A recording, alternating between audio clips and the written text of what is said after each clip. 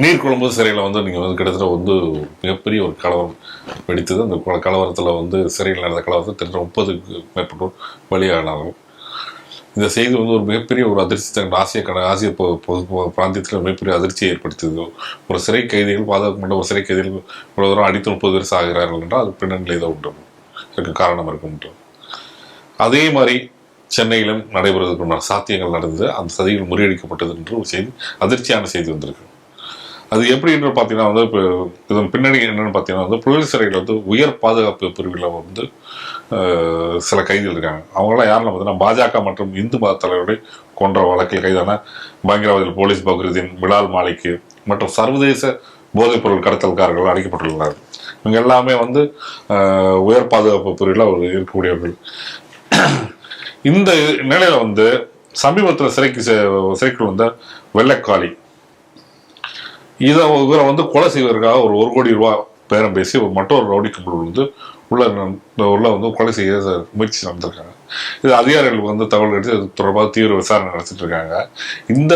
இந்த விஷயத்தை தசை தரப்புக்கு என்ன பண்றாங்கன்னா, ஒரு கலவரத்தை ஏற்படுத்தி போலீஸ் பக்கத்தில் மற்றும் போதைப்பொருள் கடத்தல் கும்பல் இணைந்தவர் வந்து ஒரு ரெண்டு ஜாயின் பண்ணி ஒரு பெரிய கலவரத்தை அது மூலமாக ஜெயில் பிரேக்கிங் இந்த மாதிரி விஷயங்கள் பண்ணி இப்போ மிகப்பெரிய ஒரு தாக்கத்தை வந்து நீங்கள் ஏற்படுத்தணும் அப்படின்னு முடிவு பண்ணிருக்கும் போது இந்த திட்டம் முறியடிக்க தகவல் கிடைச்சி போலீஸ்காரர்கள் முறியடிக்கப்பட்டிருக்கு. ஆனால் தொடர்ந்து இந்த மாதிரி விஷயங்கள் வந்து ஒரு 2-3 திருப்பு நினைக்கிறேன். ஏற்கனவே வந்து ஒரு கலவரத்தில் சிறைக்கு அதிகாரிகளே தாக்கப்பட்ட விஷயங்கள் நடைபெற்றது. அதன் மூலமாக சிறை அதிகாரிகள் இருந்தன. இப்போ இது தொடர்ந்து பின்னணியில் பார்த்தீங்கன்னா வந்து இந்த பாஜக தலைவர்கள் கொண்ட கும்பல் தான் மிக பிரதானமாக இருக்கு. இந்த செய்தி எப்படி பார்க்குறீங்க? ஏற்கனவே புழல் சிறையை பொறுத்த வரைக்கும் பல சம்பவங்கள் இது போல நடந்துட்டு இருந்ததை நம்ம பார்த்திருக்கோம். புழல் சிறையில அப்பப்ப இது போல ஆய்வுகள் நடத்தப்பட்டிருந்தது. அந்த ஆய்வுகள் எல்லாம் கூட வந்து பல விஷயங்கள் வந்து நம்ம ஏற்கனவே பார்த்திருக்கோம் நடந்திருக்குங்கிறது. புழல் சிறையில தான் வந்து அதிக அளவுல இந்த செல்போன்கள் கண்டெடுக்கப்பட்டிருந்தது. சொபிஸ்டிகேட்டடாக அந்த பயங்கரவாதிகள்லாம் ரொம்ப சொபிஸ்டிகேட்டடாக அவங்க இருக்காங்க அப்படிங்கிறதையும் நம்ம பார்த்திருக்கோம். அது மட்டும் இல்லாம போதைப் பொருள்கள் பயன்பாடுகள் அங்க இருந்தது, அதையெல்லாம் கூட ஏற்கனவே கண்டெடுத்திருக்காங்க அப்படிங்கிறதையும் நம்ம பார்க்கிறோம். அந்த நிலையில இன்னைக்கு இலங்கையில நடந்தக்கூடிய ஒரு தாக்குதலையும் நம்ம பார்க்கிறோம். ஏதாவது இலங்கையில வந்து ஒரு கலவரம் வந்து நடந்திருக்கு சிறைக்குள்ளார அப்படிங்கிறத பார்க்கிறோம். அது போல இங்கேயும் நடப்பதற்கான வாய்ப்புகள் இருக்குமோ அப்படிங்கிறதுனால திடீரென்று இதெல்லாம் ஆய்வு மேற்கொண்ட நிலையில தான் இன்னைக்கு இப்படி ஒரு அதிர்ச்சிகரமான விஷயத்த கண்டுபிடிச்சிருக்காங்கிறத நம்ம பார்க்கிறோம். இதுல நம்ம முக்கியமா பார்க்க வேண்டியது என்ன அப்படின்னு சொன்னா, ஏற்கனவே இருக்கக்கூடிய இந்த போலீஸ் பக்ருதீன், பிலால் மாலிக், இந்த குரூப் இவங்க எல்லாம் சேர்ந்து ஏற்கனவே ஒரு முறை புழல் சிறையில இந்த மாதிரி ஒரு மிகப்பெரிய பிரச்சனை வந்தது. அப்ப அந்த பிரச்சனை வரும் பொழுது அங்க இருக்கக்கூடிய காவலர்கள்லாம் அடிபட்டார்கள். அவங்களெல்லாம் அடிச்சு அவங்களுக்கு மண்டையில எல்லாம் ரத்தம் எல்லாம் வந்தது. அவர்களெல்லாம் மருத்துவமனையில, அதாவது வீல் சேர்ல வச்சு தள்ளிட்டு போற அளவுக்கு அவங்க காயப்பட்டார்கள். அந்த சமயத்துல நக்கீரனா அல்லது இவங்களான்னு தெரியாது, அட்டை படத்திலேயே கூட அந்த படத்தை வந்து வெளியிட்டு இருந்தார்கள், புழல் ஜெயிலில் நடந்தது எல்லாத்தையும் சொல்லிட்டு. ஆனா அப்ப வந்து ஜெயலலிதா ஆட்சி, அப்ப அவங்க ஜூனியர் விகடன் இருக்கலாம். அப்ப அவங்க என்ன சொன்னாங்க அப்படின்னு சொன்னா, இல்ல அந்த டயத்துல அரசு தரப்புல இருந்து வந்த பதில் அதற்கு என்ன அப்படின்னு சொல்லி நம்ம பார்த்தோம்னா, அது வந்து ஒரு சாதாரணமா ஜெயிலுக்குள்ள நடக்கக்கூடிய ஒரு சின்ன வாக்குவாதம் தான் அப்படின்னு சொல்லி அதை வந்து மூடி மறைத்தார்களே. அடுத்ததை நம்ம பார்க்கிறோம்.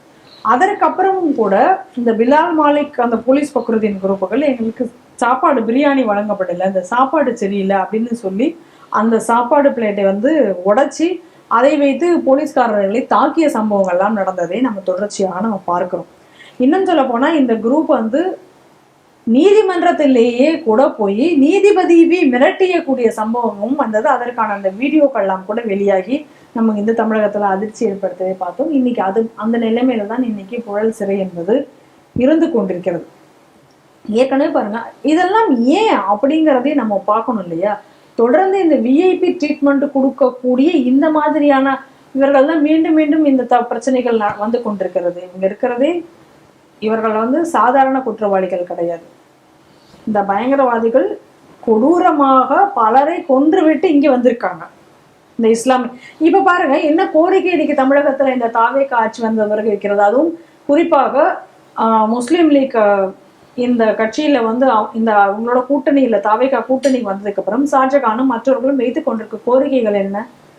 நீண்ட நாள் சிறைவாசிகளை இந்த நீண்ட நாள் சிறைவாசிகள்ல யாரு அப்படின்னு நீங்க பாத்தீங்கன்னா 25 ஆண்டுகளுக்கு மேலாக இதுல சிறைவாசிகளாக இருக்கக்கூடியது பலர் இஸ்லாமிய பயங்கரவாதிகள், கோவை குண்டுவெடிப்பில் சம்பந்தப்பட்டவர்கள், இவர்கள்லாம் தான் இருக்காங்க.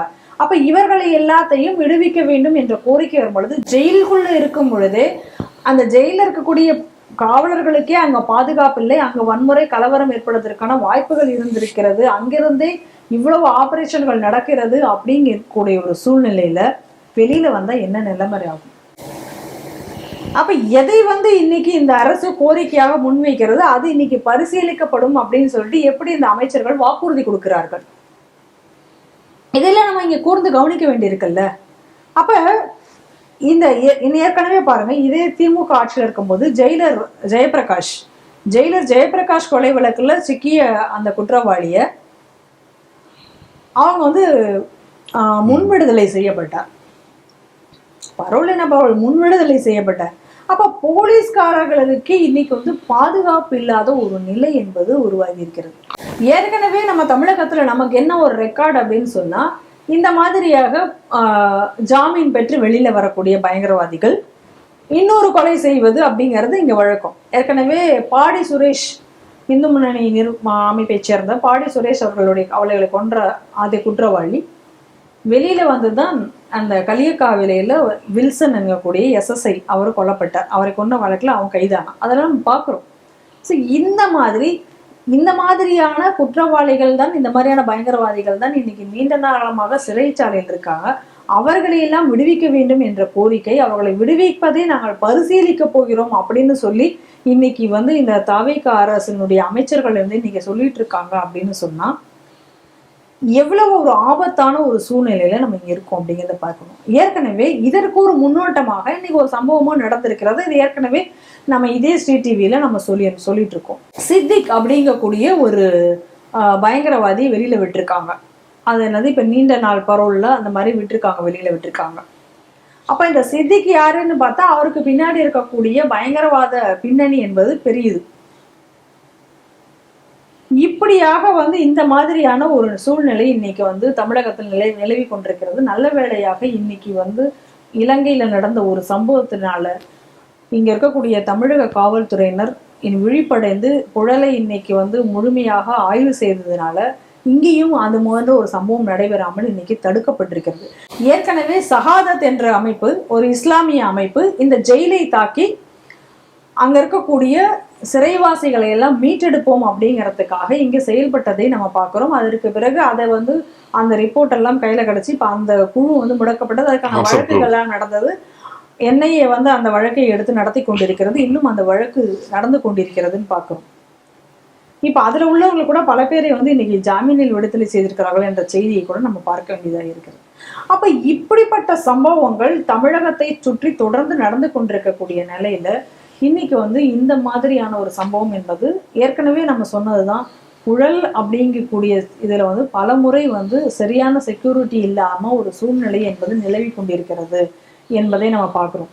இன்னைக்கு ஒரு ஓட்டுக்காக, துலுக்க ஓட்டுகளுக்காக, அதுவும் ரொம்ப ஸ்பெசிபிக்கா சொல்லணும் அப்படின்னு சொன்னா, இங்க இருக்கக்கூடிய அடிப்படைவாத துலுக்க அமைப்புகளுக்கு இந்த அரசியல் கட்சிகளினுடைய ஆதரவு என்பது நாளுக்கு நாள் பெருகி கொண்டே வருகிறது. சாதாரண துலுக்கர்கள் இதை ஏற்கிறார்களா என்று நமக்கு தெரியாது. ஆனால் சாதாரண கோரிக்கைகள், துலுக்கர்களுடைய கோரிக்கைகள் கூட, ஏன்னா நிறைய பேர் இப்ப இதற்கு எதிராக இன்னைக்கு மனுக்கள் கொடுத்து போராடி கொண்டிருக்கிறார்கள். ஆனா அவர்களுடைய கோரிக்கைகள் எல்லாம் புறந்தள்ளப்பட்டு இந்த அடிப்படைவாத துலுக்கர்களுடைய கோரிக்கை என்பதுதான் இன்னைக்கு அதிக அளவுல எடுத்துக்கொள்ளப்படுகிறது இன்னைக்கு இருக்கக்கூடிய அரசியல்வாதிகளால்.